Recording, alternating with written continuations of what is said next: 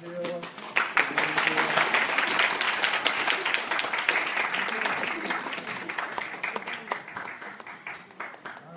반갑습니다. 자, 그럼 드리서만 해요. 네, 반갑습니다.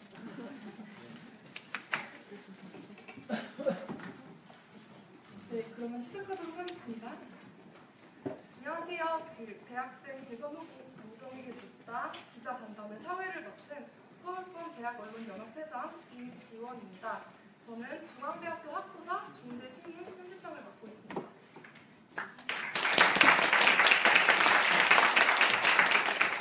그리고 저는 함께 사회를 맡은 부회장 박종민입니다.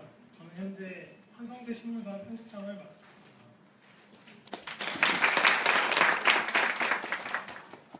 여러 시작에 앞서서 참여해주신 여러 대학 언론사 기자님들께 감사의 말씀을 드립니다.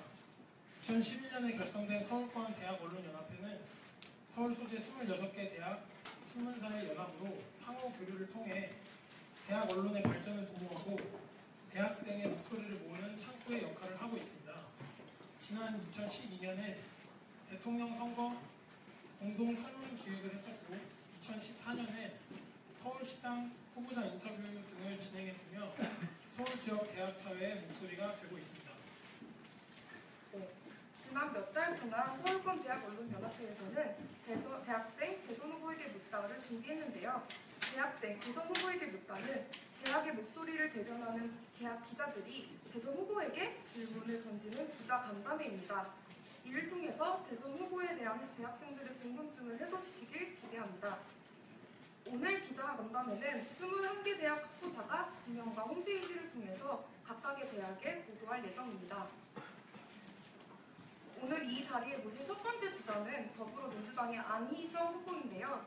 안희정 후보는 1995년 고려대 철학과를 졸업하고 지난 2010년부터 제36대, 37대 충청남도 도지사를 역임하셨습니다. 19대 대선 후보로 출마하셨는데 당시 함께의 중요성을 담은 출마 선언문으로 화제의 중심이 되기도 했었지요. 그럼 이제 안희정 후보님 모시겠습니다.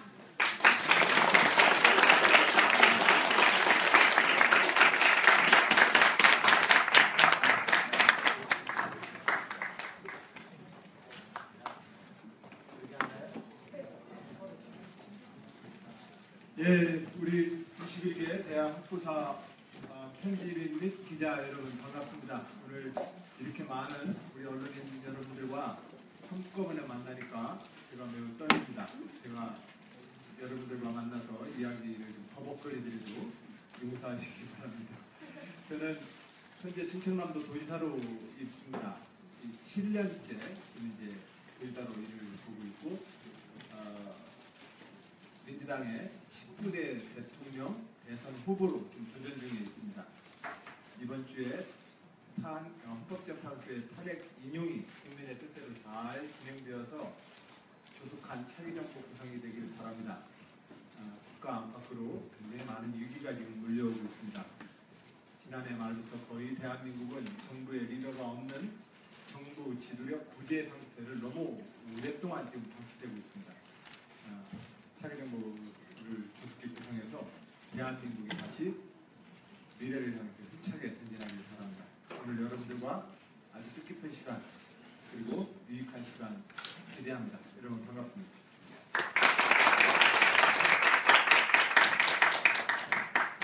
네, 그러면 이제부터 본격적으로 후보님을 모시고 기자 간담회를 시작하겠습니다.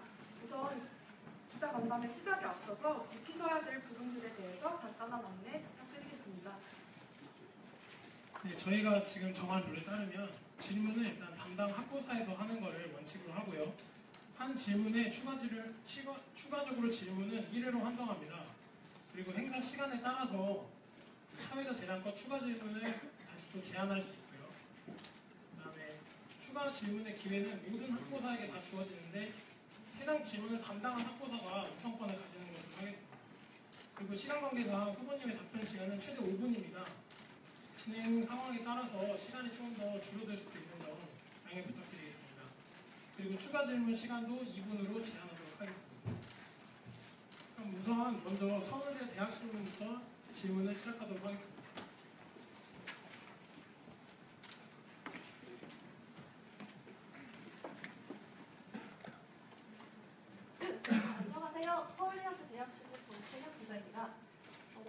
질문으로 안희정 후보님께서 대통령 후보로 출마한 이유가 무엇인지, 그리고 다른 후보와 혹은 역대 대통령과의 차별되는 지점은 무엇이라고 생각하시는지 듣고 싶습니다. 예, 출마 이유와 타 후보와의 차별점, 차이점, 이걸 두 가지를 좀 질문하셨습니다. 네네. 그렇죠? 예, 저는 대한민국의 정당인이고 직업정치인입니다. 직업정치인으로서 민주당의 정당인으로 30년 가까운 세월을 보냈습니다. 물론 그 이전에 고등학교 1학년 시절 제적된 이후로 민주화운동을 했던 기간을 치면 지금 38년 됐습니다. 민주당의 전문 정치인으로서 민주당의 집권을 위해서 지금 현재 후보로 도전하고 있습니다. 저희 직업정치인으로서 당연한 도전입니다. 정당의 목표가 집권이듯이 이 정당의 구성원으로서 저는 민주당의 대표 선수가 되어서 민주당의 집권을 위해서 저는 도전합니다.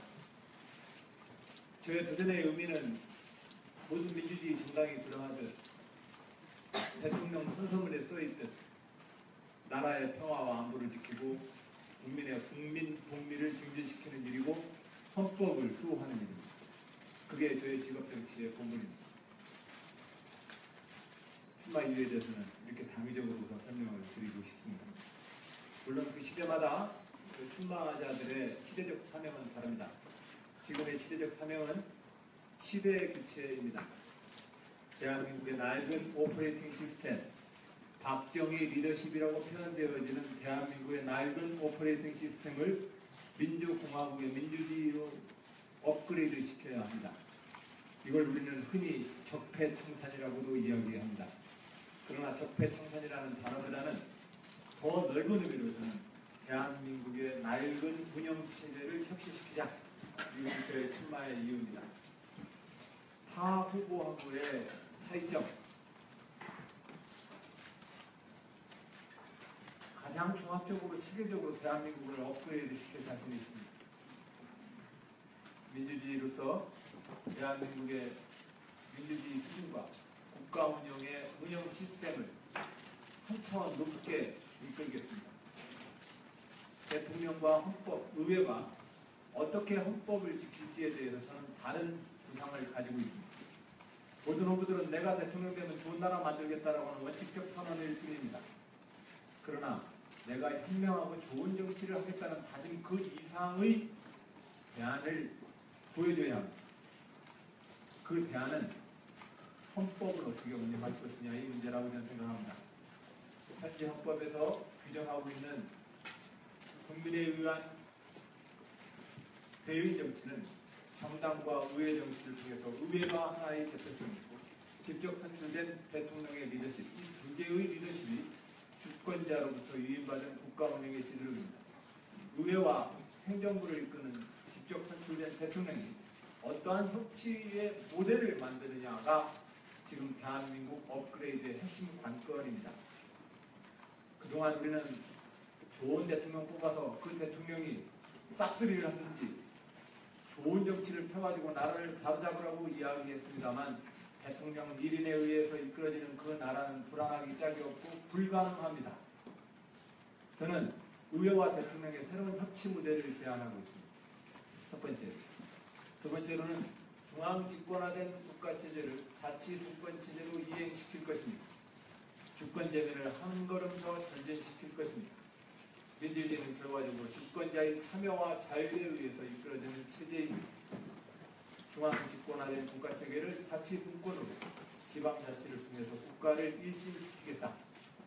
가장 준비되어 있고 민주주의자로서 헌법에 따라서 가장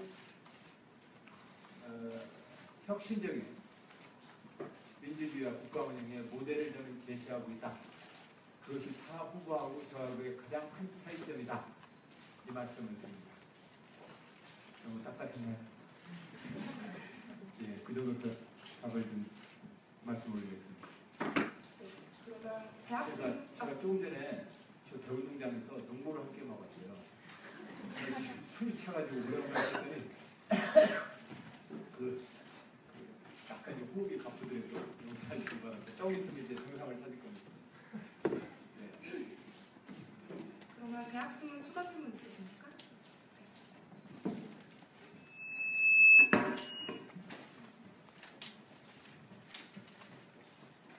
네, 다른 후보들과의 차별되는 두 가지 지점을 첫 번째, 의회 정치를 통한 협치가 가능하고 정치권의 시간식이 있다고 하셨습니다.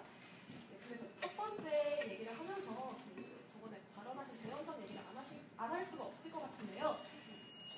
네, 물론 협치도 중요하지만 현재 유권자, 특히 민주당의 젊은 지지층이 원하는 것은 박근혜 최순실 게이트로 인해서 드러난 적폐 세력들을 청산하는 것이라고 생각합니다. 그래서 후보님께서는 혹시 대통령이 당선되신다면 박근혜 대통령과 새누리당을 비롯한 적폐들을 어떻게 처리할 것인지, 그리고 만약에 대통령 탄핵이 가결된다면 범법 행위에 대한 처벌이 탄핵만으로 충분하다고 생각하시는지 여쭙고 싶습니다. 예, 대한민국은 그 누구도 법 위에 사법정의에서 취해법권이 있는 사람이 존재할 수 없습니다. 그건 너무 당연한 것이기 때문에 의회 정치와 협치를 제가 강조한다고 해서 사법적인 처리와 사법 수사를 회피할 수 있다라고 이야기하는 것으로 듣는 것 자체가 저의 제정신으로 이해가 안 갑니다. 야, 그건 별도의 문제입니다. 그 누구도 범법 사실로부터 자유로울 수 없습니다. 대통령이든 재벌이든. 저는 이미 2003년도에 대통령 집권 세력으로서 제일 먼저 검찰 수사를 받아서 모범을 보인 바 있습니다.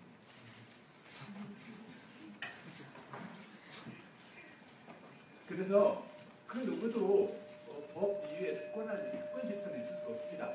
제가 말하는 협치의 모델이라는 것은 현재의 헌법을 어떻게 운영할 것이냐에 대한 문제이고, 그래서 이번에 특검법 연장과 사당이 합의를 하고 촛불 시민의 이 여러와 같은 성원이 있었음에도 불구하고 이걸 어떻게 합니까? 방향을 틀어야 됩니까? 잘 살려볼까요? 그럼에도 불구하고 지금 이제 특검법 연장 하나도 좀 통과가 안 되고 있지 않습니까? 현재 그래서 제가 대연정과 의회와의 협치를 강조하는 것과 박근혜 최순실 국정농단을 비롯한 헌법 사실을 사법기관이 수사하는 것하고는 전혀 별개의 문제라는 말씀을 올립니다. 네, 사법부와 검찰의 수사는 정치적으로 독립되어야 되고 그것이 민주주의 헌법의 원리입니다. 네. 그렇기 때문에 그것에 대해서 수사하라 마라 하는 것도 사실은 제가 볼 때는 좀 촌스러운 얘기입니다. 당연히 범법 사실이 있으면 검찰 수사를 해야 합니다.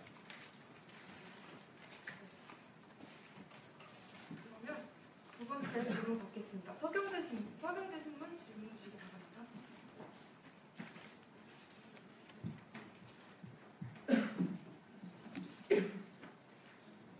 먼저 사상 최대의 청년 실업률을 기록할 정도로 고용시장이 얼어붙었습니다. 안희정 후보께서는 청년 취업 문제를 해결하기 위해서 어떤 정책을 펼치실 건지 궁금합니다. 예, 지금 현재 청년 실업률 극복을 위해서 여러 가지 정책을 정부는 쓰고 있습니다. 당장의 급한 청년 실업률에 대한 아주 급한 응급 처방으로 청년 고용과 그리고 청년 취업을 촉구하기 위한 취업 지원 제도, 내지는 고용 지원 제도, 즉 취업을 하려고 노력하는 사람한테 지원하는 제도와 청년을 고용하는 기업에 대한 지원 등 양쪽 모두에서 현재 정부는 다양한 형태의 지원책을 쓰고 있습니다. 앞으로 이 지원책은 유지되어야 합니다. 단, 좀 더 우리는 구조적인 접근을 해야 합니다. 현재 대한민국의 일자리 개수 자체도 부족하지만, 그러나 더 문제는 일자리 숫자는 있는데 가고 싶은 일자리가 적은 게 문제입니다. 이 가고 싶은 일자리가 대기업과 인서울에 집중되어 있다 보니까 우리는 그 좁은 문을 향해서 스펙 경쟁을 해야 되고, 그 스펙 경쟁을 통해서 우리는 그 스펙의 배경이 되고 있는 우리 사회의 금수저와 흑수저라는 절규를 우리는 지금 외치는 거 아니겠습니까? 그런 점에서 현재 있는 이 일자리와 노동 고용 시장의 일자리 자체의 양극화를 해소하기 위한 노력이 필요합니다. 여기에 가장 핵심은 동일가치 노동, 동일임금을 적용할 수 있는 정책이 필요합니다. 여기에는 좀 종합적인 처방이 필요합니다. 첫 번째, 선별 노동조합과 노동조합 조직률과 구성력을 증대시켜야 합니다. 민주주의의 가장 원칙적인 방법입니다. 노동 상품의 공급과 수요라고 하는 힘의 균형을 통해서 그 일자리의 임금의 수준을 균등화시켜내는 것입니다. 노동조합의 조직률과 선별 구성력을 높입니다. 두 번째로는 중소기업이 봉급을 더 올려줄래야 별로 남는 게 없기 때문에 못 내게 임금을 못 주는 겁니다. 왜 그렇습니까? 대기업의 수요 독점이란 말 들어보셨죠? 예. 내가 물건을 만들어봤자 납품할 때가 삼성밖에 없고 납품할 때가 현저밖에 없으면 그걸 수요 독점이라고 얘기합니다.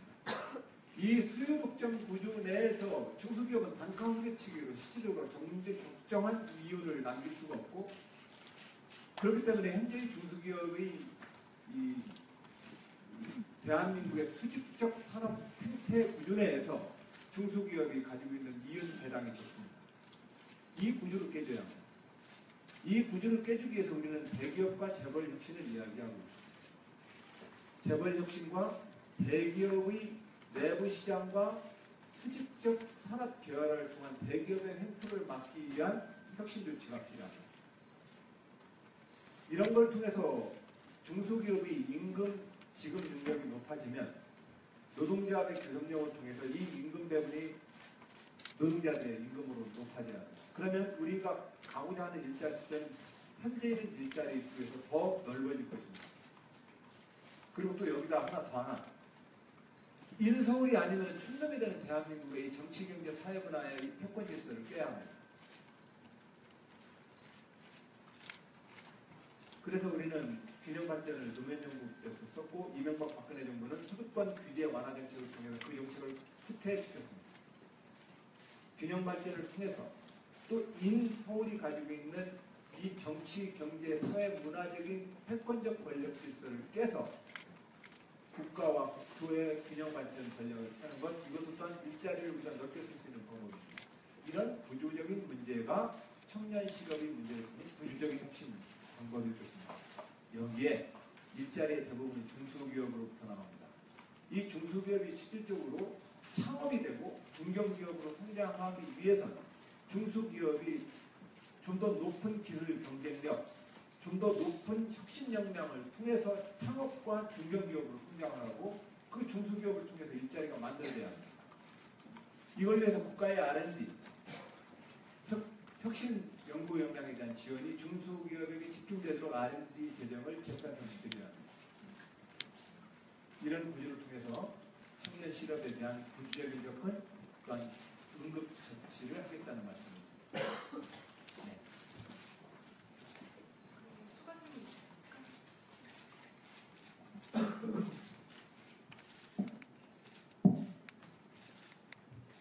지금 말씀하신 바와 같이 대기업과 중소기업의 양극화를 극복하고 노동시장을 개선하겠다는 말씀은 잘 이해했습니다. 그런데 그거는 제가 보기에는 너무 장기적인 정책이라고 판단이 됩니다. 문재인 후보 같은 경우 공공부문에서 일자리를 일단 정기적으로 창출을 하고 그 뒤에 그런 정책들을 시행하겠다고 하셨거든요. 그래서 그런 장기적인 정책보다 단기적인 정책을 계획하고 있는 게 없으신지 궁금합니다. 일반적으로 지금 이제 그 문재인 후보가 약속했었던 공공부문의 고용의 확대라고 하는 것들은 지금 현재 공공부문에서의 일정한 일자리의 신규 수요가 있습니다. 그런 정책은 할 것입니다. 그런데 그것이 그런 측면에서는 아마 청년 실업의 문제가 그런 공공 분야의 일자리를 통해서 조금 더 그 응급 처치의 한 방법이 될 수 있다는 사실에 대해서 저는 같은 생각이라는 말씀드립니다. 다만 공공 분야에서의 그 일자리가 어떤 일자리냐라고 하는 것에 대해서는 돌봄 의료 서비스, 그죠? 사회적 서비스와 연상되어지는 각종 각종 의료 서비스의 공공부문 분야의 일자리가 좀 필요하고 어린이집 및 보육에 대한 지원 쪽에서의 일자리가 조금 더 신규적으로 제출될 것이고 그리고 국방 분야에서의 기관 사정을 비롯한 공공 일자리가 계속해서 나올 겁니다. 그러나 이것 외에 기존에 있는 공공 분야 우리가 흔히 말하는 공사라고 표현되어 있는 국가가 운영하는 기업 부분, 공기업 분야에서는 어떤 구조혁신이 일어나요. 그래서 그런 구조 내에서 공공 분야의 일자리라거나 이런 분야에 대해서는 저도 다른 정책과 민주당의 정책이 그것을 이미 채택하고 있기 때문에 그건 당연히 우리가 하고 있는 정책의 일환으로 기록될 거라는 말씀입니다. 이런 말씀을 드리면서도 제가 얼른 왜 구조적인 말씀을 드리냐면 청년 인턴 사업이다 뭐다 해가지고 역대 정부가 열심히 했지만 여러분들한테 별로 변화가 안 일어나지 않습니까? 그게 미안해서 당장 뭔가 이렇게 풀릴 수 있는 것처럼 당장 이야기를 하는 것이 미안해서 그 얘기를 못하는 겁니다. 어차피 시장이 경기 활성화가 일어나고 경기 사이클이 선순환이 되어야만 그 속에서 자꾸 새순이 쏟듯 일자리가 만들어져야 되거든요. 시장과 기업의 영역에서. 근데 시장과 기업의 영역이 완전히 봄이 되는데도 새순 하나 솟지 않는 상태의 나무주기가 돼 있고 거기에 공공 분야에서 세금으로 일자리만 만든다고 해가지고 그 일자리가 지속될 수가 없습니다. 그렇기 때문에 당연히 이 응급처치를 한다는 말씀을 드리지만 이 나뭇가지에서 새순, 일자리라고 하는 새순이 계속 피어나기 위한 이 처치를 우리는 해야 된다. 이 말씀을 좀 강조를 하다 보니 제가 지금 당장의 현안에 대해서 뭔가 공감을 잘 못하는 사람처럼 오해하시는 분이 있습니다. 그렇지 않습니다. 가장 가슴 아파합니다. 근데 정치 영역에서 마치 무슨 옛날에 국왕 시기 때 공공재정을 통해서 일자리가 그냥 팍팍 늘어날 것처럼 약속을 하는 것이 실질적으로 여러분들한테 안 온다는 사실 난 인정한다는 겁니다. 그리고 그것이 우리가 말하는 현재 이 일자리의 양극화와 일자리의 고갈 문제를 푸는 데 속에서 여러분들하고의 진솔한 대화가 아니라는 생각 때문에 제가 자꾸 그런 말씀을 드리는 겁니다. 그러나 정부 재정과 공공 분야에서 또 응급처치를 해야 될 분야에 대해서는 저도 꾸준히 계속 챙기겠다는 말씀드립니다. 세 번째 질문 들어가기 전에 한 가지 부탁드리고 싶은 점이 있습니다. 지금 저희가 페이스북 라이브 방송 중인데 소리가 너무 작아서 후보님과 그리고 질문자분들께서는 마이크에 꽂혀서 좀 더 크게 질문해 주시고 답변해 주시면 감사하겠습니다. 제 소리도 작나요? 더 크게 해야 되나요? 조금만 더 크게. 조금만 더 크게 하래요? 예. 그러면 세 번째 서울여대 학부에서 세 번째 질문 들어가도록 하겠습니다. 네. 안녕하세요. 서울여대 학부사입니다. 방금 말씀하셨다시피 인서울 선호 현상이 수도권의 이권이 집중되는 인서울 현상에 대해서 바꾸겠다는 그런 정책 방향을 제시하셨는데 수도권 일자리 집중 현상을 해결하기 위해 구체적으로 어떤 방향을 생각하고 계시는지 그리고 기존의 정책들과의 차이점이 뭔지 궁금합니다. 우선 첫 번째로 정치행정의 수도로서 세종시를 저는 완성하고 마무리하려 합니다. 그래서 정치와 행정의 수도로서 세종시를 이제 청와대와 의회만 내려가면 됩니다. 정부 부처가 거의 그리고 국책기관, 연구기관 22개가 다 지금 세종시로 다 내려가 있습니다. 그 공무원들이 대통령과 국회의원님들한테 보고하느라고 KTX 열차 안에서 왔다 갔다 합니다. 이 구조는 더 이상 지속 가능하지 않습니다. 그런 점에서 정치와 행정의 수도로서 세종시를 마무리하겠다. 그리고 이것은 매우 상징적 의미가 됩니다. 사람은 태어나면 한양으로 보내고 말은 태어나면 제주도로 보내라고 했던 600년의 이 정치, 사회, 경제, 문화의 패턴을 바꾸는 일입니다. 첫 번째, 균형 발전의 상징인 세종시의 마무리를 통해서 인서울이 가지고 있는 이 구조를 바꾸겠다. 자, 그러면 서울과 수도권 것을 그럼 빼앗자는 얘기냐? 저는 남경필 경기도도지사와 충청남도 도지사인 저 안희정은 2달 전에 세종시 완성을 공동 공약한 바 있습니다. 경기도의 단체장인 남경필 지사님도 현재의 수도권의 이 과밀화를 그냥 내버려 둬서는 조물주 위에 건물주가 존재하는 이 과밀화의 결과를 시정하지 않고서는 수도권도 질 높은 발전을 꾀할 수 없다고 경기도 도지사께서도 공감하는 바입니다. 저는 그런 점에서 서울은 이미 국내 도시와 경쟁하는 게 아니라 전 세계의 도시와 경쟁하는 것입니다. 전 세계의 도시와 도시 경쟁력에 있어서 서울은 좀 덜어내야만 좀 더 질 높은 자기 도시 발전 계획을 세울 수 있다는 것이 서울시나 경기도 단체장님들의 공통된 의견이었다는 말씀을 올립니다. 그리고 지역 발전과 균형 발전의 가장 큰 어떤 축으로서 저는 지방의 국공립대학을 집중 육성하려 합니다. 현재 9개의 거점형 지방 국공립대학을 중심으로 55개의 국공립대학 전체를 향해서 국가가 확실히 그 책임을 지고 그 국공립대학을 운영 발전시키는 방향에 대해서 국가의 책임을 확실히 높이겠습니다. 그래서 지역의 인재가 지역의 대학에서 배출되고 그 지역에서 배출된 인재가 지역의 인적 자원의 리더십을 형성할 수 있도록 지역의 지방에 있는 국공립대학을 국가가 좀 더 책임지고 육성을 하겠다. 이 말씀을 올립니다. 또한 지역에 있어서의 우리가 지금 10개의 혁신도시를 노무현 정부 때 만들었습니다. 이 혁신도시는 정부 170여 개의 공공기관을 전국 10대 도시에 나누어서 그래서 각각의 도시마다 10만 명가량의 인적 자원이 우수한 직장을 누리는 10개의 혁신도시에 배분했습니다. 이 10개의 혁신도시를 근거, 종잣돈 삼아서 지역 발전의 거점 동력으로 만들도록 하겠습니다.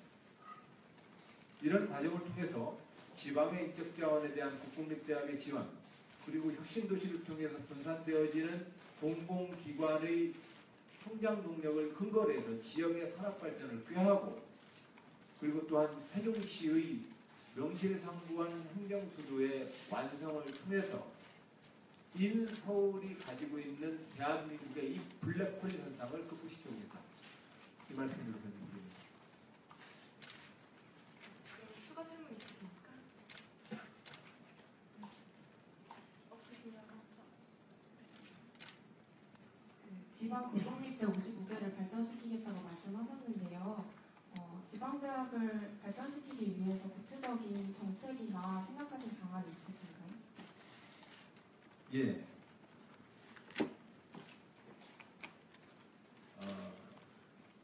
이건 문상재 씨 이거 오후나 내일 발표하기로 했죠? 지금 얘기해도 됩니까?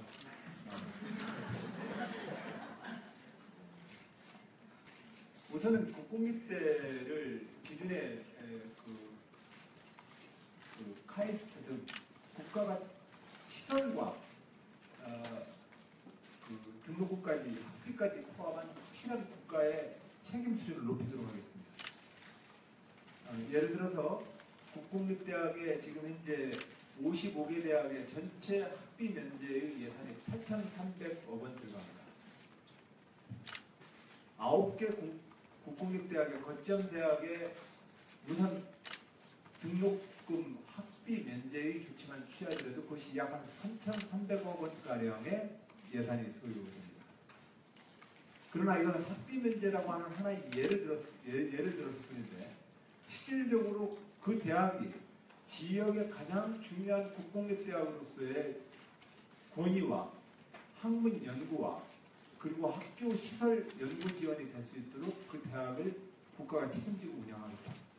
이 말씀을 큰 아웃라인에서 드립니다. 네, 그러면 시간 관계상 다음 질문으로 넘어가도록 하겠습니다. 5번째, 명대신문에서 질문 주시도록 하겠습니다. 죄송합니다. 한예중에서 네 번째 질문 진행해 주시도록 하겠습니다. 지금 말씀해주신 것 중에 그 청년 실업 문제 관련해서도 말씀을 해주셨는데, 그런데 그 안희정 후보께서 노동개혁과 관련해서 노동 유연화 정책은 되돌릴 수 없다고 말씀을 하셨어요. 그래서 그 현재 계시는지, 그리고 이와 관련해서 노동위원회 정책을 되돌릴 수 없다고 생각하시는 이유가 무엇인지 좀 구체적으로 듣고 싶습니다. 산업의 구조조정 또는 IT 시대의 상품의 주기가 매우 짧아지고 있고 기업의 주기도 매우 짧아지고 있습니다. 그런 측면에서 평생 고용이라고 하는 지난 20세기의 제조업 중심의 그런 직장 체제는, 노동시장 고용 체제는 지속 가능하지가 않은 것이 현실입니다. 그러나 우리가 노동시장 유연화 정책을 반대해왔던 진보 진영의 이유는 노동시장 유연화 정책이 비정규직 및 임시 근로직에 대한 임금 착취로 결과되어 있기 때문입니다. 그것은 노동과 고용 형태의 다양성 때문에 생겨난 것이라기보다는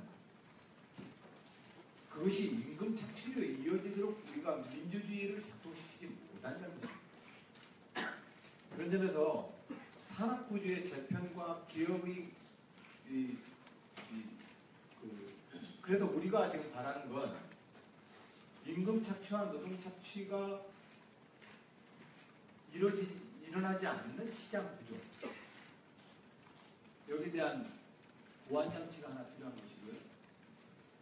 그러나 기업 입장에서는 기업의 M&A와 산업 구조 조정에 대응하는 노동시장의 유연성은 또한 기업과 전체 산업계에서는 산업의 주기로 봤을 때에는 피할 수가 없다는 것을 저는 말할 겁니다. 그러나 그동안 우리가 보았던 지난 10여 년의 과정은 이 노동시장 유연화 정책이 바로 임금 착취와 임금 양극화의 구조로 직결되어 버렸습니다. 이 문제를 풀어야 합니다. 이 문제를 풀기 위해서 우리는 비정규직 등 다양한 분야 속에서의 노동조합 조직률을 높이고 그것이 임금 착취로 이어지는 구조에 대한 근로 감독과 조정 역할들을 적극적으로 해내야 합니다. 그런 걸 통해서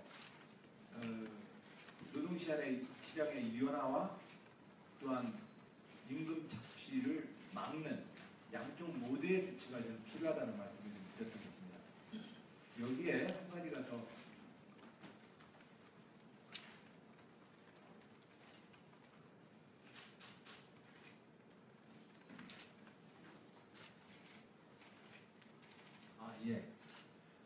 그리고 또한 이 노동시장 유연화 정책은 반드시 이런 보완 장치가 필요합니다.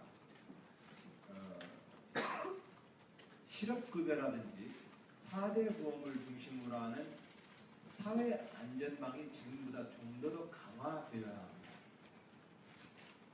내가 실업자가 될 수 있는 기회가 늘었으면 실업이 곧 취업으로 연결되거나 실업 시에 실업자가 되었을 때 내가 받을 수 있는 타격을 최소화시켜줘야 합니다.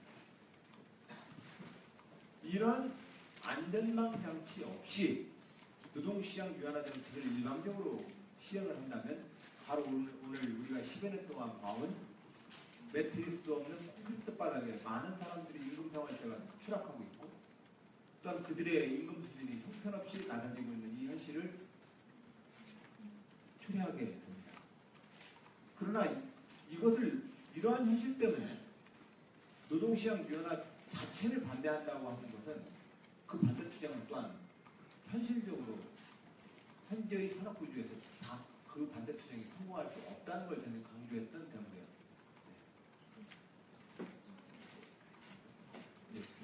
방금 말씀해주신 부분 중에서 노동 유연화와 관련된 거는 채용과 해고의 문제라고 생각을 하고요. 그 다음에 말씀해주신 임금 착취 관련된 거는 이제 결국 급여의 문제라고 생각을 하는데, 그러면 일반적으로 노동 유연화가 불가피하다고 생각하는 사람들은 결과적으로 노동 시장이 안정화되는 것에 대해서는 비관적인데, 노동 유연화를 찬성을 하시면서 노동 시장을 안정화시키신다는 계획을 갖고 계신다면 그것이 좀 구체적으로 어떤 방향이 있으실지, 그리고 아까 말씀해주신 것처럼 실업자가 되었을 때 그들을 다시 고용으로 연결해줘야 된다고 말씀을 하셨는데, 그럼 그 방법에 대해서는 어떤 것을 구체적으로 생각하고 계시는지 듣고 싶습니다.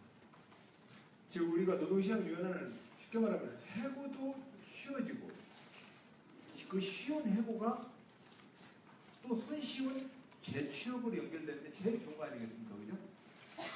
근데 해고는 쉬워졌는데 재취업할 기회가 없는 것이 문제 아닙니까? 이게 지금 우리가 맞닥뜨리고 있는 문제입니다. 또한 해고가 아니라 정규직에서부터 비정규직이라는 고용 형태의 다양성을 취했는데 그것이 임금 착취로 이어지기 때문에 문제 아니겠습니까? 그런데 결과적으로는 쉬운 해고가 또 다른 손쉬운 재취업이 기회로 연결되기 위해서 우리는 쉬운 해고라고 하는 것들을 일부 받아들일 것인데 재취업의 기회가 될 수 있는 일자리와 투자와 고용이 늘어나지 않고 있는 이 구조가 지금 대한민국 경제의 가장 큰 문제 아니겠습니까? 이 문제를 그러면 쉬운 해고를 반대한다고 해서 이 문제가 풀리느냐는 거죠. 현재의 우리의 상품 주기와 산업 구조 재편의 흐름으로 봤을 때는 그것 또한 그 투쟁으로 성공할 길이 없다는 거죠.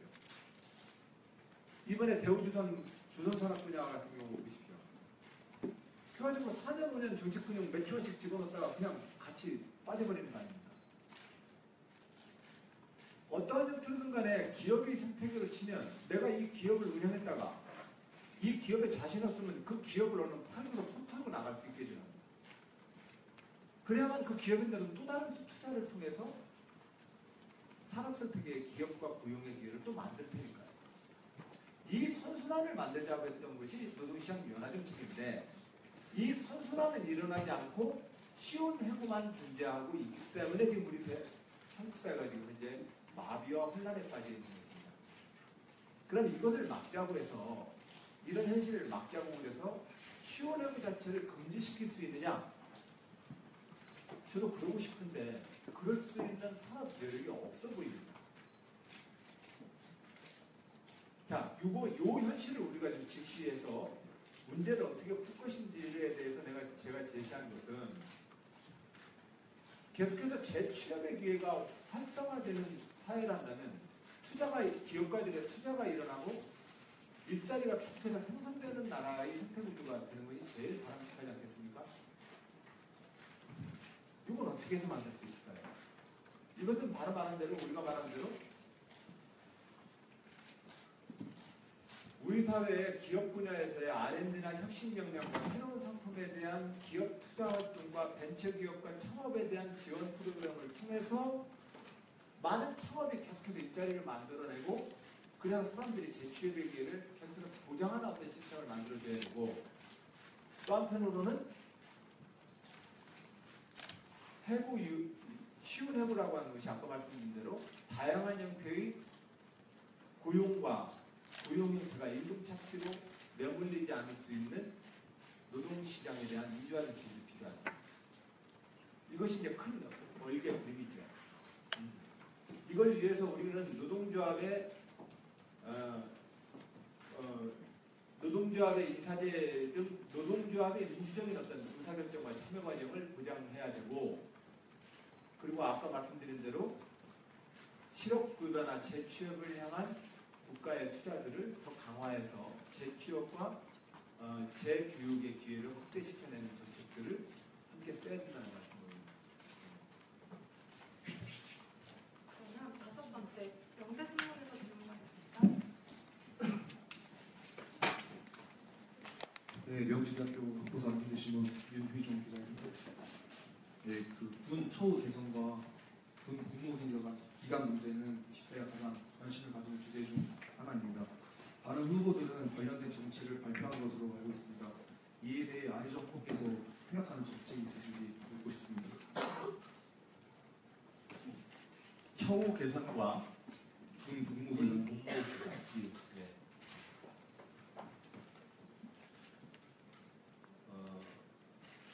일단은 사병의 급여를 지금의 수준보다도 좀 더 높은 수준에서 사병의 급여를 올리는 문제에 대해서는 저는 적극적으로 정책 방향을 계획하고 있다는 말씀드립니다. 다만 군 복무 기간에 대해서는 아직 저는 거기에 대해서 약속을 못하고 있습니다. 오히려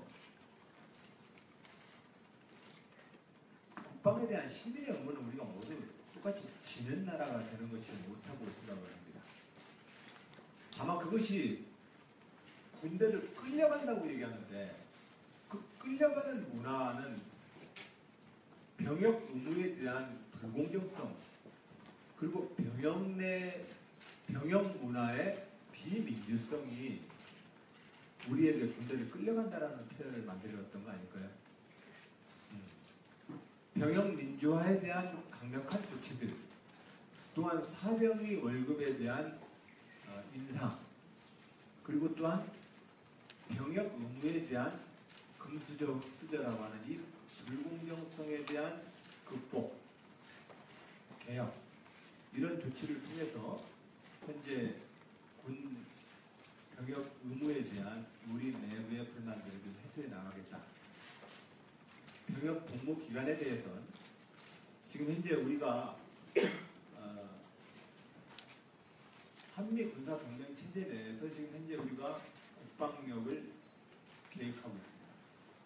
그러나 장차로 저는 미군에게 주어져 있는 전시 작전권을 대한민국이 주권 국가로서 전시 작전권마저 우리는 명실상부하게 전환을 시켜서 명실상부한 주권 국가로서의 자주국방을 가져야 된다고 생각을 합니다.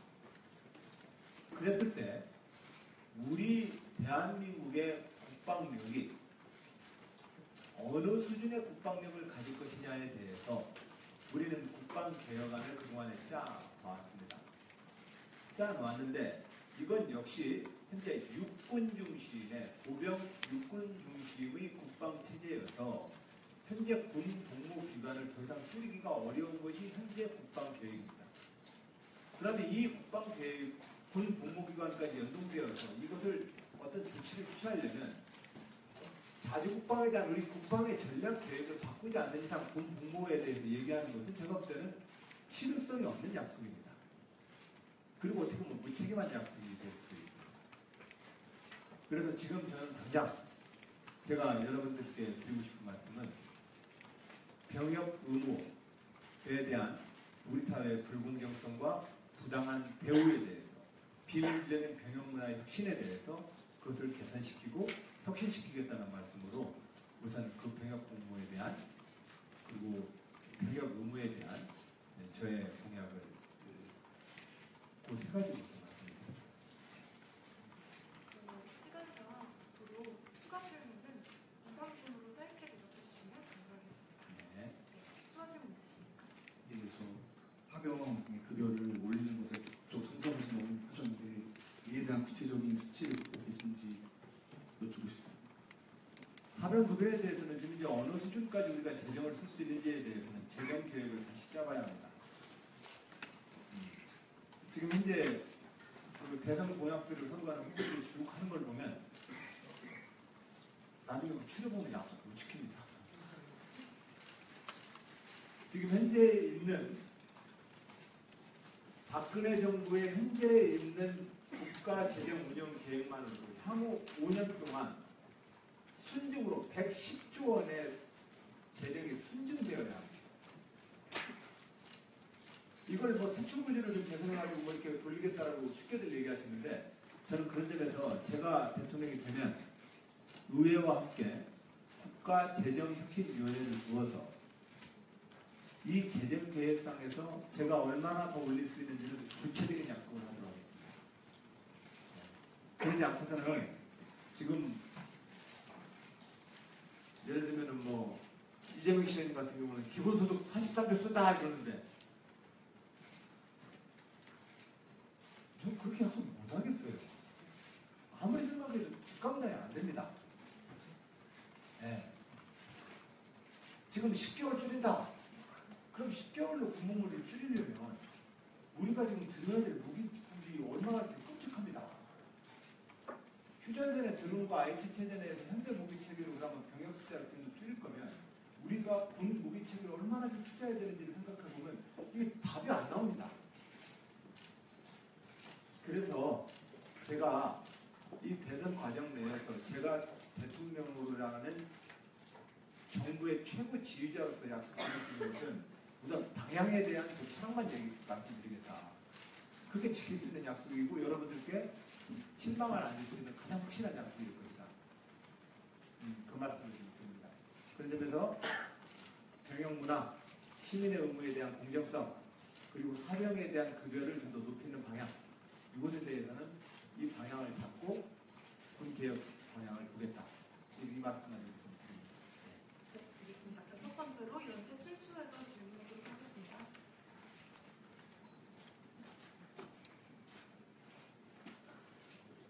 네, 안녕하세요. 연세대학교 학부사 연세친구입니다. 예. 저는 교육 정책에 대해서 질문을 드리고 싶은데요. 박근혜 정부는 프라임 사업이나 코어 사업과 같이 각종 재정 지원 사업으로 대학가의 많은 변화를 시도했습니다. 이 때문에 대학가는 상당히 혼란스러운 상황인데 이에 대해 후보님은 현 상황을 어떻게 평가하고 계신지, 또 이를 해결할 수 있는 후보님의 지속 가능한 교육 정책이 있다면 그에 대해 듣고 싶습니다.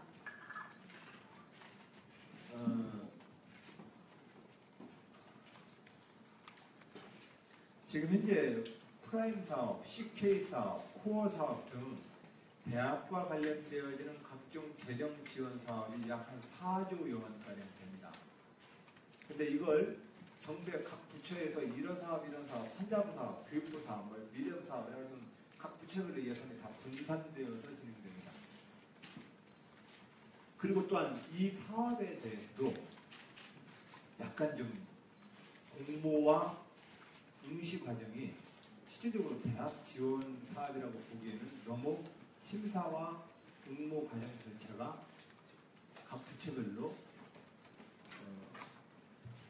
그 과정이 정교하지 못합니다. 저는 그런 점에서 대학 지원에 대한 사업에 대해서는 좀 더 종합적인 지원 체계를 가질 수 있도록 하겠다. 그리고 교육부가 대학 지원 정책에 있어서의 가장 핵심을 대학 운영에 대한 구체적인 어떤 개입 정책보다는 대학 자율에 이것들을 좀 더 맡기고, 그리고 대학이 가지고 있는 R&D와 연구 기지로서의 대학의 기능을 높일 수 있도록 저는 이 4조 원의 국가 대학 지원 사업을 통폐합해서 운영합니다. 그리고 이번에 그 이화에 대해서도 좀 그것 때문에 시끄러웠었던 사업들처럼 정부가 각 부처별로 정치적으로 또한 대학의 로비에 의해서 각주되어지는 이런 사업들을 대학의 장기 발전에 기여할 수 있도록 이 재정 지원 사업을 통폐합하겠다는 말씀을 드립니다. 여기에 좀 고민은 있습니다. 어떤 고민이냐면 대학의 자율성을 보장해 주는 것과 국가의 대학 정책이 어디까지 개입할 수 있느냐에 대해서 상당히 어려운 주제가 나오고 있습니다. 우선은 저는 대학 당국과 대학의 그 자율적인 개편에 대해서는 좀 더 최대한 대학 당국의 자율성에다가 저는 방점을 두려 합니다.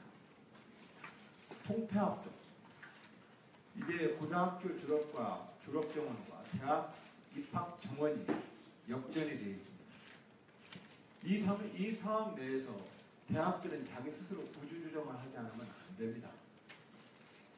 이 문제 때문에 교육부와 정부는 이 대학 평가와 대학 재정 지원이라고 하는 이 돈을 가지고 이 당근 삼아서 대학의 구조조정을 정부가 이끌고 있습니다. 그런데 이런 식의 정부 주도형 정책이 제가 볼 때는 효과가 없어 보입니다. 그런 점에서 대학 지원 정책에 대해서는 저는 대학 당국의 자율성과 대학의 이 재편에 대한 그 대학 교육 시장의 어떤 자율성을 좀 더 좀 강화하는 쪽으로 이 대학 구조조정 정책을 맡길 것이고, 대학에 지원되어지는 R&D 지원 자금은 철저히 국가의 R&D 지원 사업으로 진행될 수 있도록, 다만 이 R&D 지원 사업도 저는 가능하면 지방 정부에다가 그 권한을 좀 넘겨주려고 합니다. 제가 충청남도 도지사로 있습니다. 충청남도에는 천안을 중심으로 해서 대학만 17개가 있습니다. 거기에 지금 이제 코어 사업, 프라임 사업 뭐 해가지고 각 대학마다 아주 난립니다. 근데 그 대부분 다 공모 원서 써가지고 한 2개월, 3개월 만에 봐가지고는 그 서류 누가 자칫 나가지고 응모 서류 심사하는 겁니다. 근데 그 서류 심사를 통해서 대학 지원금을 받았다고 하는 것이 그 대학의 미래의 경쟁력을 결정하느냐 하면 그것도 그건 아니거든요. 자, 그런 점에서 대학 자율이라고 하는 것에 대해서는 최대한 저는 원칙으로 삼고 대학의 R&D에 대한 지원 자금은 정부 부처별 분산형으로부터 좀 더 통폐합된 R&D 지원위원회에서 이 4조 원의 예산이 좀 더 효과적으로 집행될 수 있도록 구상하고 있다는 겁니다.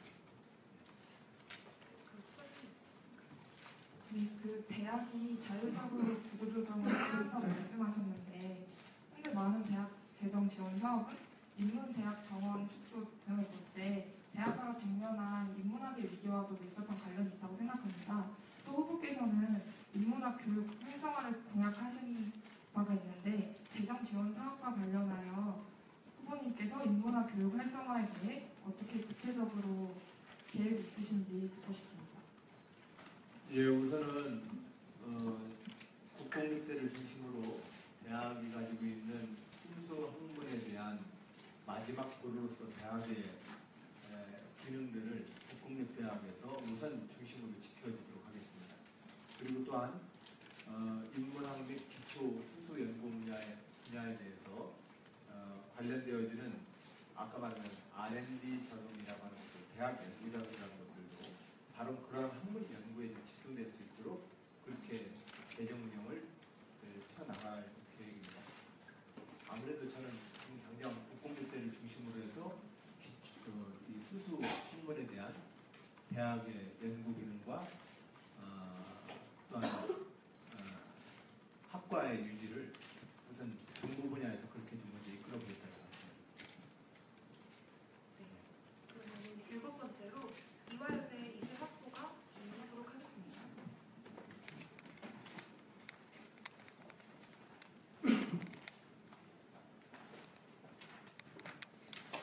안녕하세요. 이학부 권수정 기자입니다. 저는 여성 정책에 대해 질문하고 싶은데요. 최근 페미니즘이라는 키워드가 사회적으로 이슈가 되고 있습니다. 이에 문재인 대통령은 페미니즘 대통령 발언을 하고, 문재인 후보는 페미니즘 대통령 발언을 하고, 신상정 후보는 생애 단계별 정책을 내놓으셨는데 혹시 후보께서 생각하고 계시는 여성 정책 방향 및 구체적인 정책을 여쭙고 싶습니다.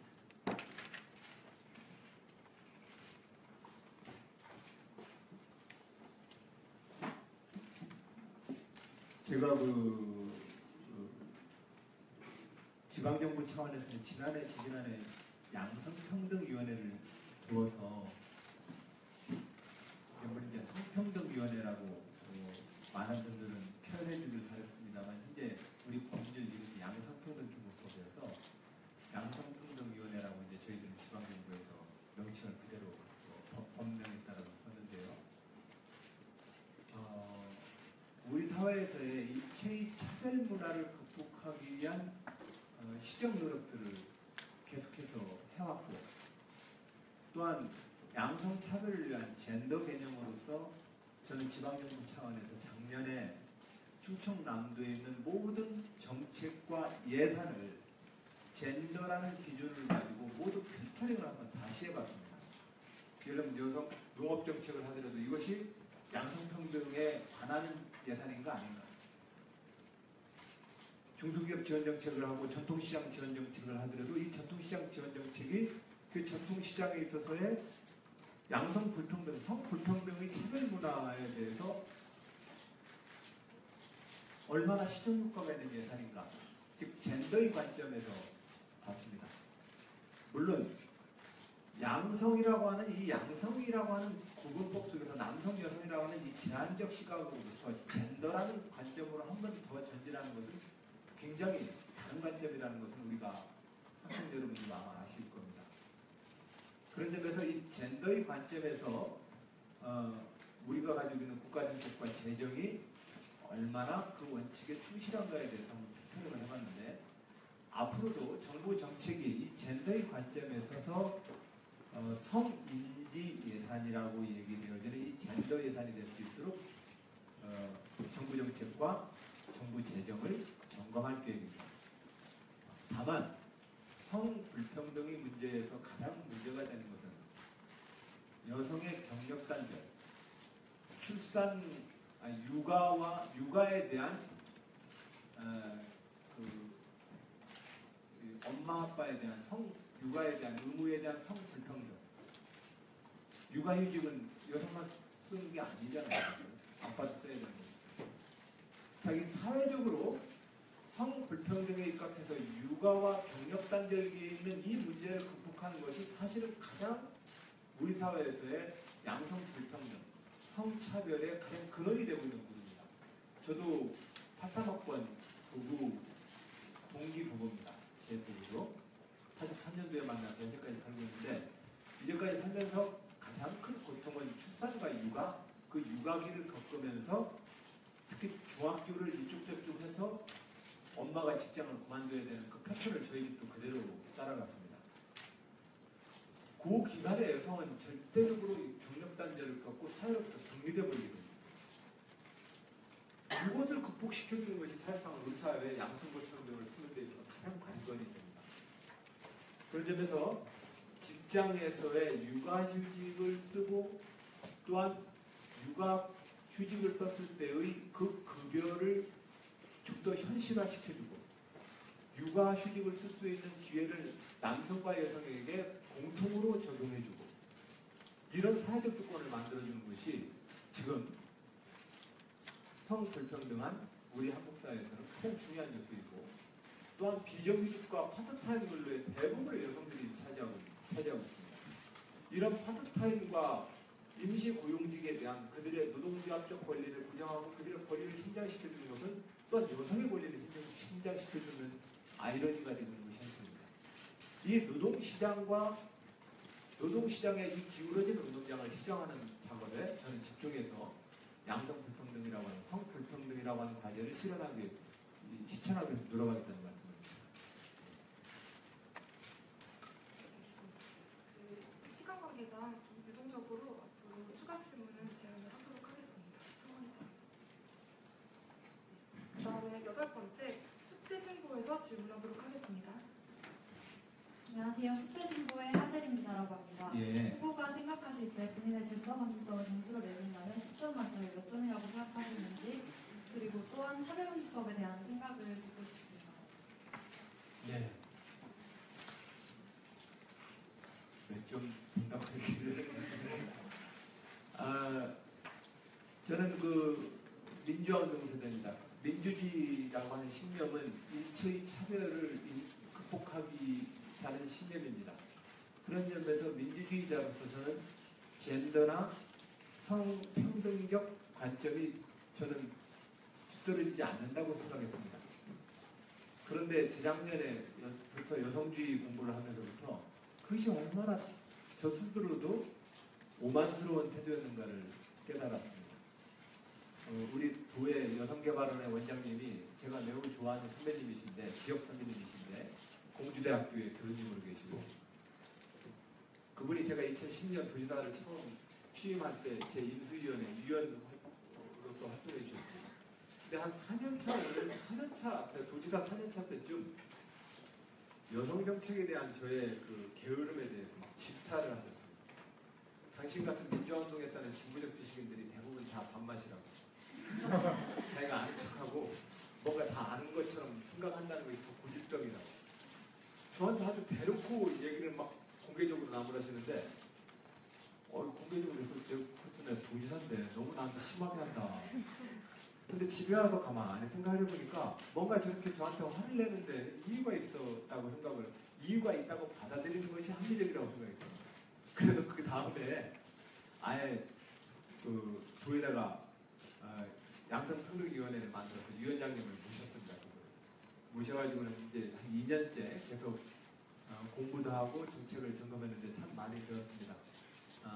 우선은 양성평등이라는 제가 가지고 있는 휴머니즘과 민주주의라는 것들도 결과적으로 남성중심적 사고라는 생각을 첫 번째로 깨달았고요.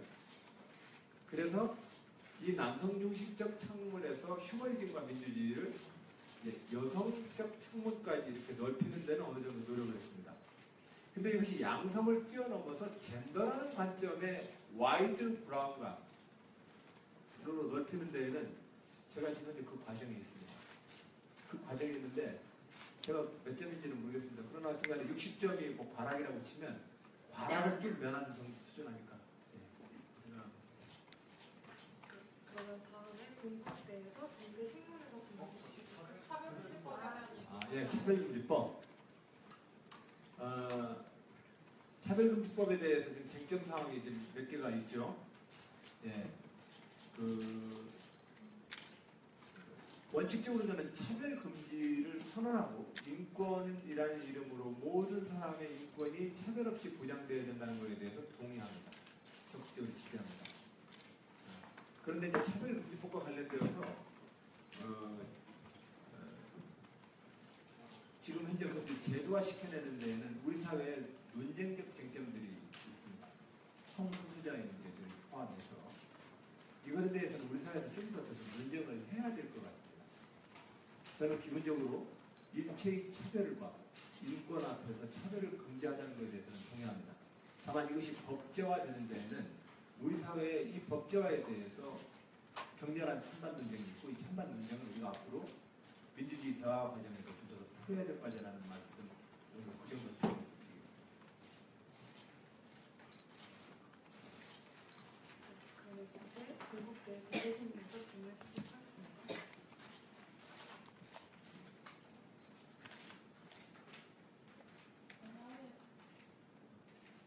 안녕하세요. 동국대학교 학부사 동대신문 신수정 기자입니다. 후보님께서는 육아휴직 블랙기업 선정 기준을 동종업계의 여성 고용률 및 육아휴직 사용률 등을 비교해 선정한다 하셨는데 이는 여성에 대한 지표로만 선정 기준을 선정한다는 문제를 가지고 있다고 봅니다. 이 기준에 대해서 후보님은 어떻게 생각하시는지 궁금하고요.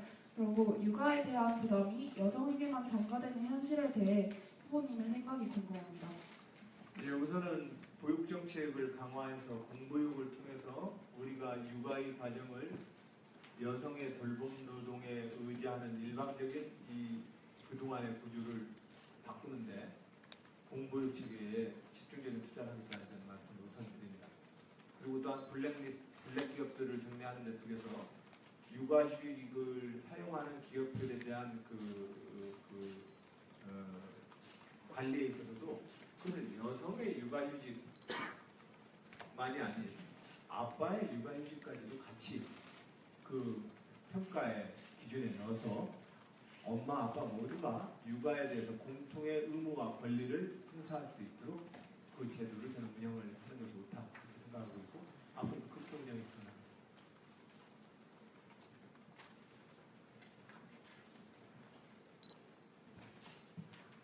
다음 질문으로 넘어가도록 하겠습니다.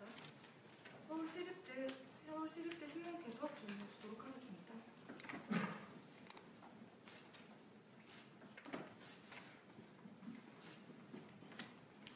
안녕하세요. 서울시립대 신문 최진열 기자입니다.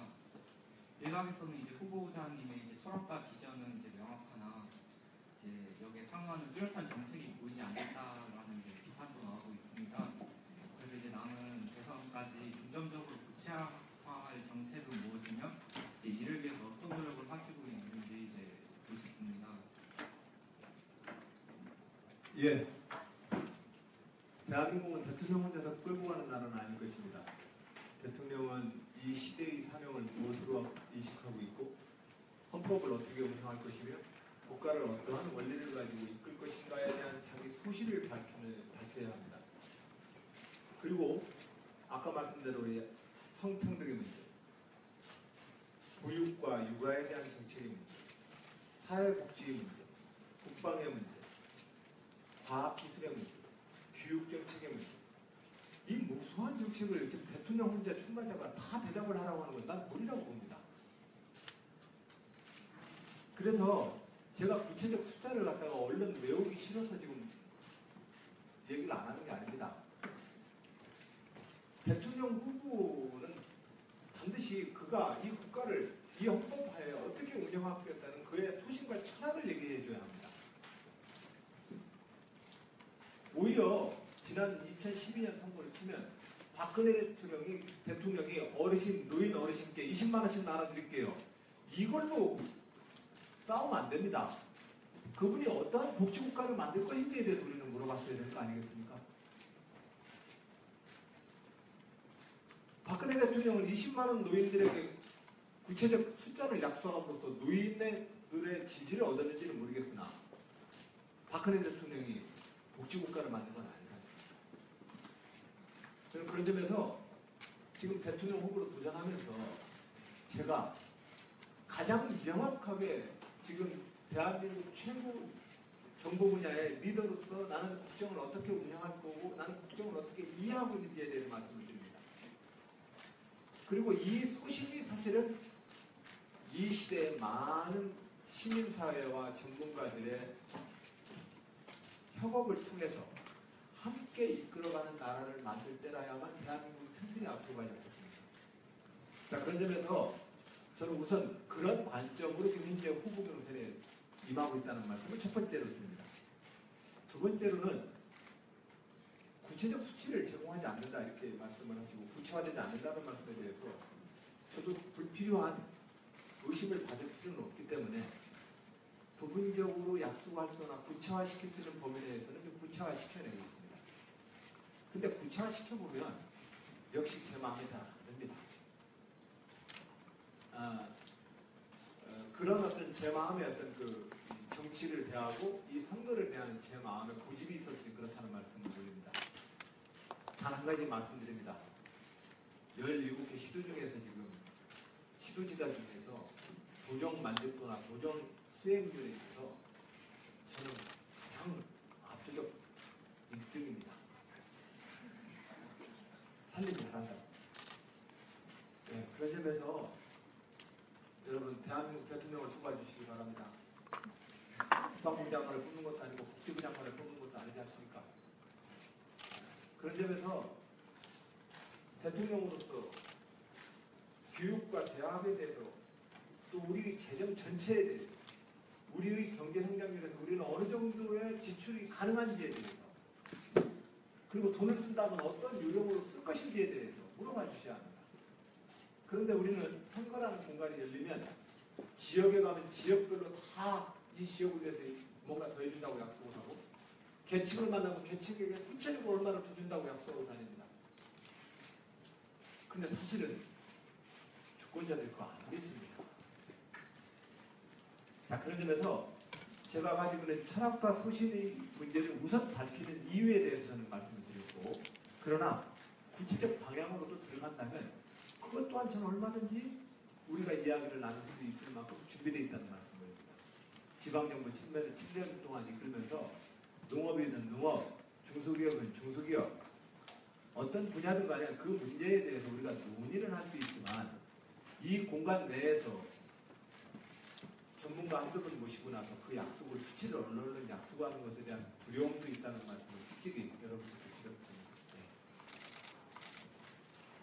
그럼 다음으로 중앙대학교 중대신문기사로 질문 주시도록 하겠습니다. 네, 선생님 안녕하십니까. 네. 질문 조종호 기자입니다. 네. 아까 질문에 약간 추가 질문일 수 있는데 정말 중요한 문제라서 다시 한번 질문드립니다. 일단 지금 대선에서는 2개월이라는 짧은 대선 기간이라는 점이 있고 그리고 바로 직무 수행을 해야 된다는 점이 있습니다. 그래서 국민들이 더 후보자들한테 검증하기 위해서 그리고 지난 대선에서 우리가 검증에 한번 실패하지 않았습니까? 그런 것 때문에 더 검증하기 위해서 구체적인 방향을 원하는 건데 후보자님께서는 그런 거에 두려움을 가지신다면은 사실 이번 대선에는 어울리지 않다라는 생각이 들 정도인데 여기에 대해서 좀 더 생각을 해주셨으면 좋겠고 그리고 구체적인 답변이라는 게 사실 방향은 다 동의할 수 있지만 구체적인 안이 나왔을 때 거기에 대해서 또 찬반이 나올 수 있지 않습니까? 거기에 대한 고민은 혹시 안 갖고 계신지 궁금합니다. 그래서 지금 사실은 각 후보들 공약과 정책도 잘 비교해 보세요. 제 약속이 추상적이지 않습니다. 가장 구체적입니다. 지금 예를 들어서 인수위가 없고서 바로 착수한다.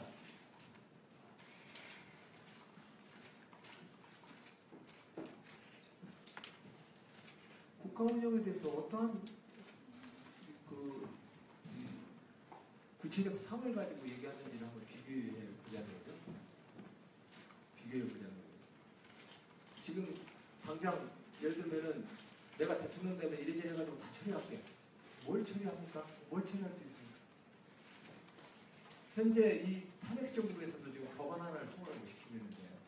그럼 의회랑 어떤 방식으로 이 국정을 이끌 것인지에 대해서 얘기를 해야 되는 게 우선순서 아닙니까? 근데 그런 측면에서 제가 가지고 있는 국정 운영의 방향이 저는 더 구체적이라는 말씀을 좀 드리고, 두 번째로는 우리가 지금 이제 다뤄야 될 주요 주제 문제에 대해서, 예를 들면은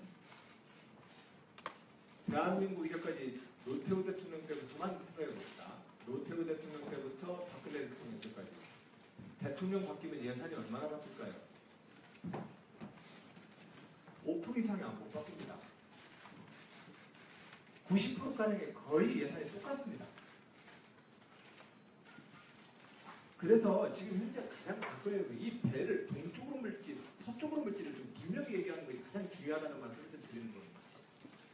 그리고 이 재정 계획에 있어서 기본적으로 제가 드리는 복지국가에 대한 복지 비전, 복지국가로 사회안전망과 복지국가의 비전으로 가겠다. 그리고 자치분권 국가로 가겠다. 전시작전과 한수를 통해서 자주국방 쪽으로 가겠다. 그러면 그것 자체가 하위로 나오는 여러 가지의 재정 계획은 하위로 따라옵니다. 그래서 저는 구체적인 어떤 분야에 대해서 요구되어지는 구체적인 국가 운영의 방향에 대해서는 앞으로도 성실하게 그 질문에 대한 답을 해 나가겠다는 말씀을 드립니다. 근데 지금 김대중 대통령의 국가 인수위원회 100대 과제에서부터 박근혜 대통령의 3개년 경제 계획까지 그 과제 목록이 80% 이상이 똑같습니다. 네. 그러니까 그거 다 같이 외워가지고 또 얘기하는 그 선거 그만하자는 얘기를 때 말씀드리는 겁니다. 그 말씀을 지금 강조했던 거고, 여러분들이 구체적으로 지금 제시하시고 있는 그 구체적 안에 대해서는 저도 추후로 계속해서 좀 발표해 나가도록 하겠습니다. 네, 알겠습니다. 그렇다면 마지막으로 경희대 대학 주보에서 질문하시도록 하겠습니다.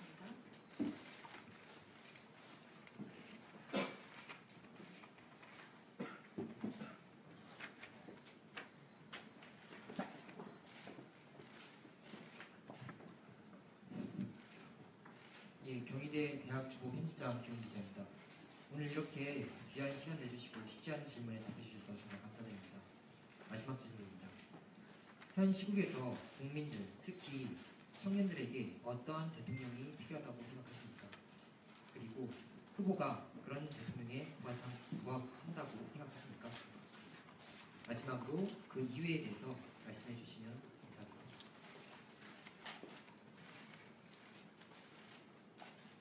예, 예를 든다면 이런 겁니다. 지금 대한민국이 사드 문제 때문에 아주 굉장히 위기에 빠져버렸습니다. 사실은 사드 문제 하나 때문에 사실은 중국으로부터 몇 조 원의 시장이 왔다 갔다 하고 있습니다. 그리고 몇 조 원의 시장이 국내의 골목 상권까지로 반영되어지는 그 일자리의 개수를 치면 엄청난 영향을 주고 있습니다. 그런 측면에서 지금 안보 외교 문제에 대해서 후보들이 어떤 태도를 가지고 있는가를 여러분들 면밀히 좀 관찰해 주시길 바랍니다. 저는 안보 외교 분야에 대한 하나의 문제는 이것에 대해서만 예를 들면 한미 군사 동맹에 입각한 현재의 국방력에 대해서 저는 일단은 그것을 현실로서 중심으로 기축으로 전제하고 계획을 짭니다. 전날 저는 반미 청년회라고 하는 민족해방투사였습니다. 그런데 현실적으로 현재 대한민국의 국방과 안보 외교에 있어서 또 전 세계가 움직이고 있는 미국이 달러를 기축통화라고 하는 이 흐름 내에서 저는 한미 군사 동맹이라고 하는 이 현실을 받아들이고 있다는 것을 전제합니다. 어떤 후보는 주권 국가로서 한미 동맹과 그 한미 동맹 자체를 주한미군 철수까지 포함시켜서 아주 과감하게 화끈하게 얘기를 하시는 경우가 있습니다. 안 되면 뭐 그거라도 감내해야지. 또 어떤 경우에는 그거에 대해서 입장을 유보하기도 합니다. 저는 현실적으로 대한민국 현재 처해 있는 이 현실을 위해서 여러분들께 말씀을 드리고 있습니다. 그래서 이제 어떠한 대통령이 될 것이냐라고 하는 질문을 하길래 제가 한 예를 들어서 안보라고 하는 주제를 가지고도 저는 매우 현실적인 기초 위에 전략과 전술을 세우려 한다는 말씀을 드립니다. 그리고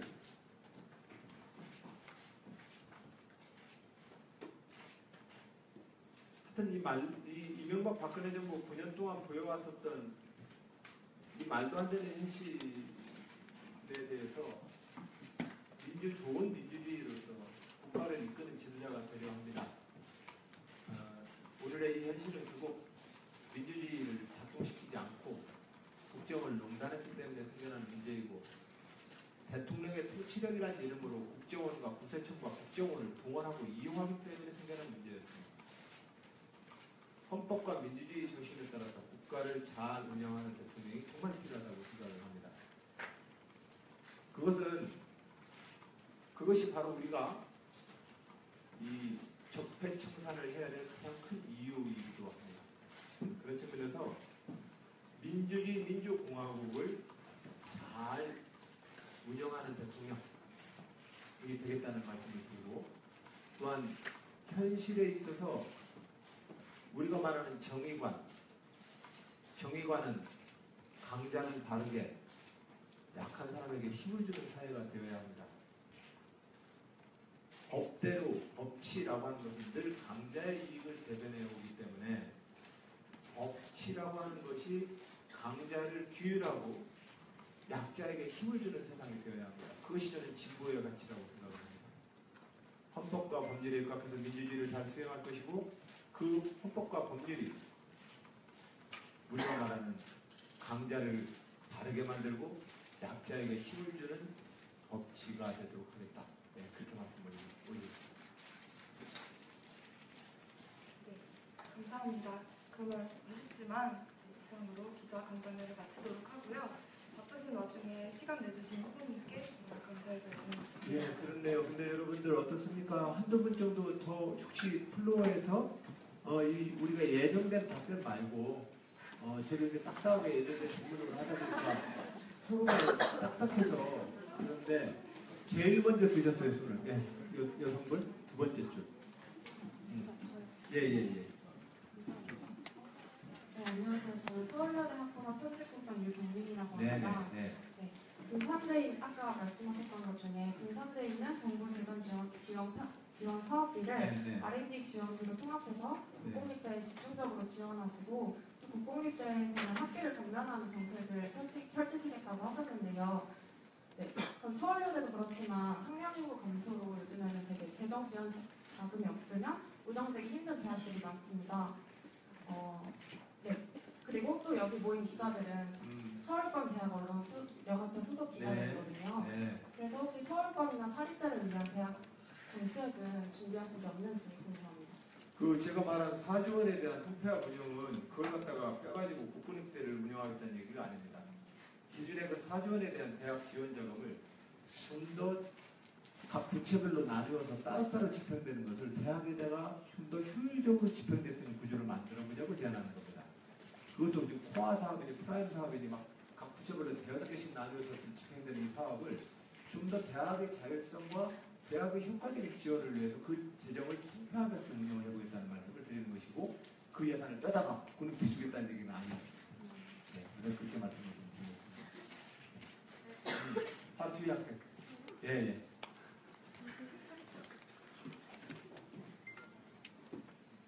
잠시만요. 저는 되나요?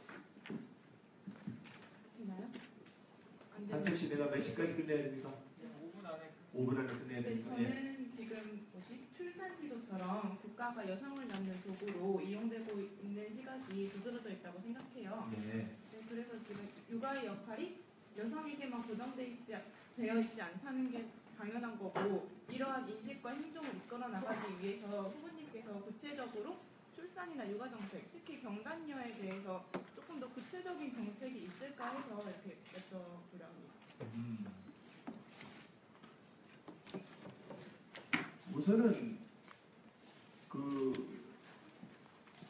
첫 번째 우리가 뭐 알 낳는 닭도 아니고 저출산이라니까 애 많이 낳아난다고 하는 이 국가 생산력 관점에서 애 낳으라고 하는 관점이 잘못된 겁니다.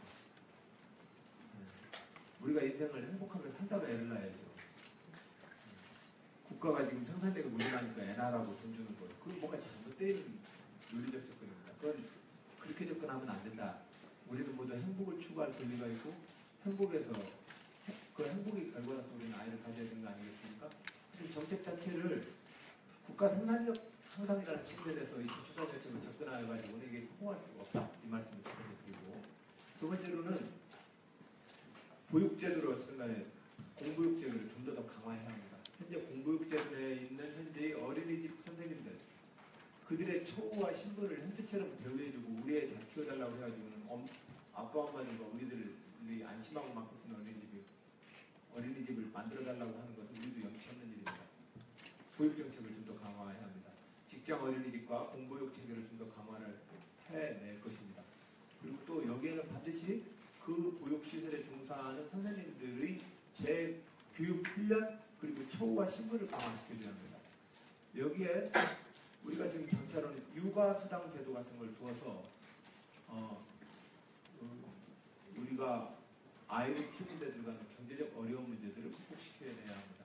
그리고 말씀하시는 이 경력단절 문제에 대해서는 기본적으로 우선은 육아휴직제도에 대해서 아까 말한 대로 그런 불공정한 운영과 그 사례들을 엄격하게 관리를 하고 그 리스트 관리를 해서 경력단절과 육아휴직에 대한 우리 사회의 편견과 그 눈에 보이지 않는 실질적인 그 블랙 리스트 작업들을 우리가 방지시켜내야 합니다. 그리고 나서는 우리가 그 성평등 문화를 실질적으로 실현시키기 위한 아까 말씀드린 데는 그런 성평등 정책들을 좀 지원해내고 제도적으로 강화시켜내는 정책들을 좀 만들어내야 되지 않을까 순서를 좀 해보고 있습니다. 그걸 한 학생만 받고 정리하겠습니다.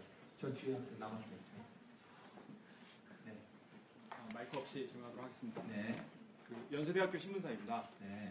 후보님께서는 지금 야권 후보들 중에서 중도 진영이나 보수 진영의 가장 확장성을 갖춘 후보로 평가를 받고 있습니다. 네. 그래서 이번에 그 더민주 경선이 사실상의 대선이라고들 하는데요. 네. 그래서 이 더민주 경선에 많은 중도 성향이나 보수 성향의 유권자가 참여를 해서 안희정 후보를 지지할 것으로 예상이 됩니다. 이에 대해서 그 문재인 후보나 다른 후보들은 정당 정치의 근간을 훼손하는 것이다라고 평하기도 했는데요. 안희정 지사님께서는 중도나 보수 진영의 유권자분들이 더민주 국민참여 경선에 참여해서 안희정 후보를 지지하는 것에 대해서 어떻게 생각하시는지 의견을 듣고 싶습니다. 첫 번째로는 지금 현재 뭐 역선택이라고 표현합니다만 딴지일보에서 어디 보도된 거 보니까 역선택은 문재인 후보를 하자고 난립다고 그래요. 본선 경쟁력이 문재인 후보가 약하니까 그쪽을 밀어서 후보만 되겠다. 그러니까 그 논쟁 자체가 사실은 좀 제가 볼 때는 좀 의미 없는 논쟁이라는 말씀을 드립니다. 역선택이라거나 어떤 당이든 간에 중도 보수층까지 중도층까지 포함해서 당의 외연을 넓히려고 하는 것은 그 모든 정당의 의무입니다. 그래서 우리는 국민참여 경선제도를 만드는 것입니다. 근데 국민참여 경선에 많은 국민이 참여를 하니까 왜 우리 당 지지 안 했던 사람들이 우리 당에 와서 선거를 하느냐라고 걱정하시는 분들이 있다면 그 문제의식이 잘못된 겁니다. 어떤 당이든 스윙 보터들을 자기 당의 지지로 끌어들이기 위해서 다 노력을 해야 되는 겁니다. 예전에 노무현 대통령을 찍었던 많은 노사모 그룹들이 나중에 이 노사모라고 표현하지 맙시다. 노무현 대통령을 지지했던 많은 분들도 나중에 이명박 대통령을 찍었습니다. 지금 우리 사회는 존재하는 스윙 보터들이 존재하고 있고 이 스윙 보터의 폭이 굉장히 큽니다. 미국 같으면 민주당이 35%, 공화당이 40%라는 고령 지지층에 나머지 30%의 스윙보터들을 가지고 싸우는데 우리는 이 스윙보터의 폭이 엄청나게 큰 나라입니다. 왜냐하면 정당 정치가 뿌리내려 있지 않기 때문에 그렇습니다. 지역으로 옛날 낡은 이념으로 앙상하게 정당이 존재하기 때문에 대다수의 국민들은 중도라고 하는 층에 들어가 있습니다. 그렇기 때문에 집권을 하려면 보편적인 이 평범한 국민들의 상식에 부합해서 정당을 넓혀야 합니다. 그래서 저는 이번에도 지지율을 보니까 제 지지율이 올라가면 그 민주당의 지지율이 50%까지 올라갑니다. 제 지지율이 빠지면 민주당 지지율이 떨어집니다. 그렇기 때문에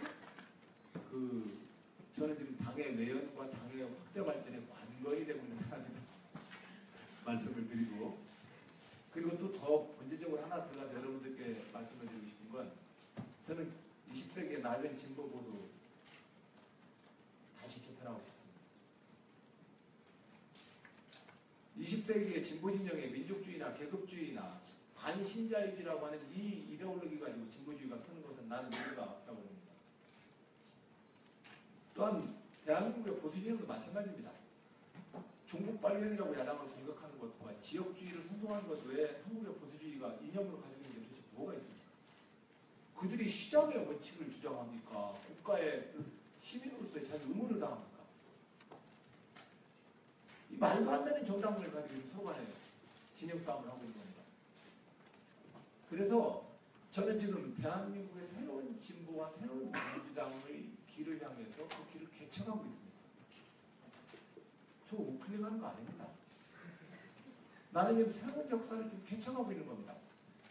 그러니까 나는 새로운 신작물을 내고 있기 때문에 나중에 이 길이 다 완성되고 선을 그어놓고 나면 제가 새 진보, 새 민주당에 서 있을 겁니다. 저는 그런 목표를 가지고 하고 있고, 이것은 1971년 김대중 대통령이 40대 기술론으로 선명 야당의 야당 노선을 재정립했던 과정이기도 했고, 2002년 노무현 대통령이 참여하는 시민세력들과 함께 민주당의 면을 넓혔던 것이기도 합니다. 그 당시 노사모와 노무현 그룹은 당내에서 경선에서 단 한 번도 지지하지 않았던 그룹들입니다.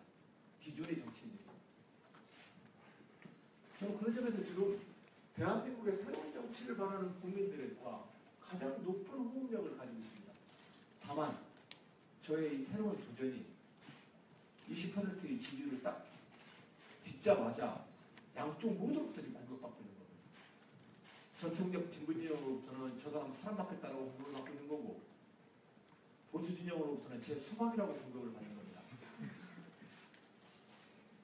어쨌든 나는 이겨보랍니다. 왜냐하면 원래 개척자와 도전자는 항상 이제 시련이 따릅니다. 노무현 대통령 때도 그랬습니다.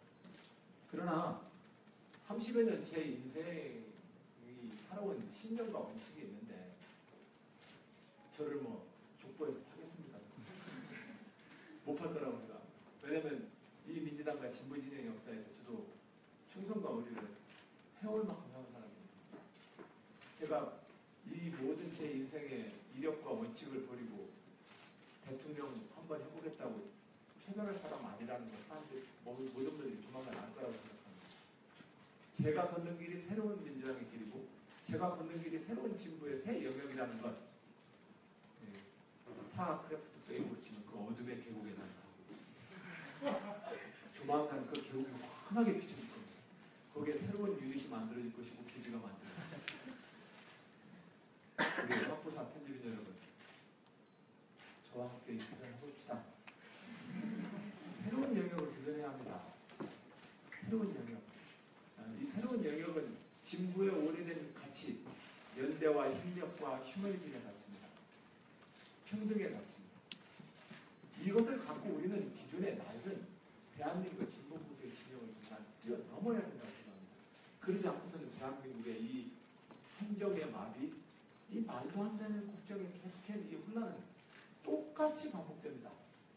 대통령 10명을 가지고 뽑아놓으면 그 대통령이 한 2년, 3년차 되면 인기 떨어지고 주변에서 측근들이 생기고 그래가지고 인기 떨어지면 다음번에 내가 정말로 이 나라를 일시시키겠다고 하는 또 후보들이 등장해가지고 그 사람한테 또 마음을 줬다가 또 한 2, 3년 지나면 또 실망하고 또 새로운 사람이 또 나타나서 또 이렇게 막 기대를 보고 하는 이 패턴을 지금 6번째 계속 반복하고 있는 거 아닙니까?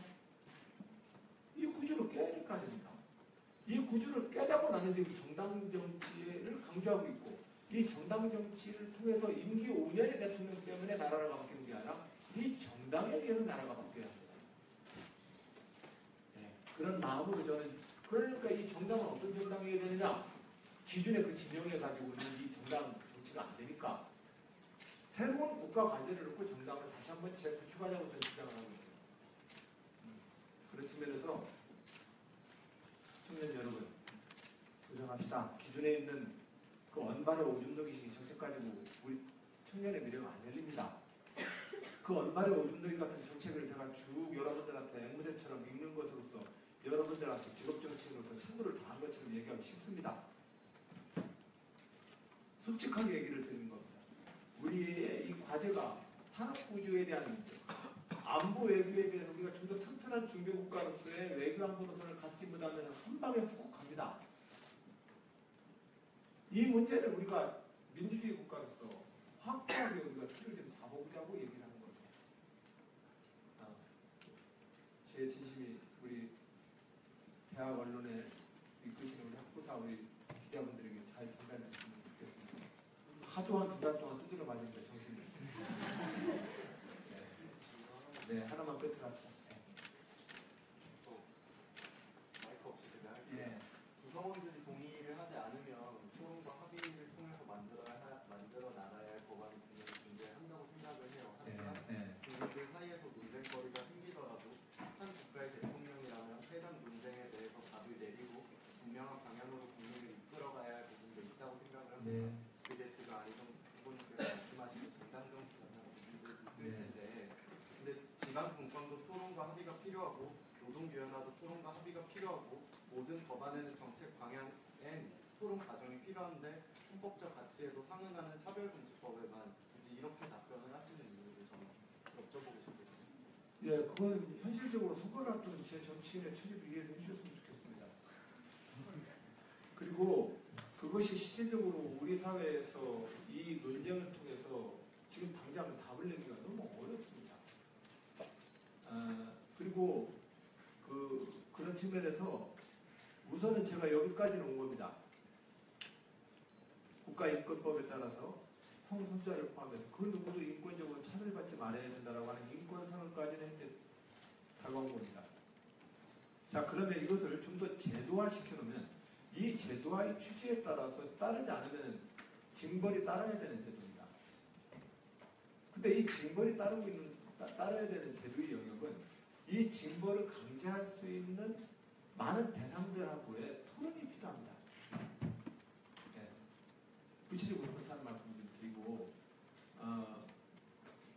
담배값 인상 그러면 우리가 모두 다 담배값 내고 인상된 담배값으로 담배를 살 수 있지 않습니까?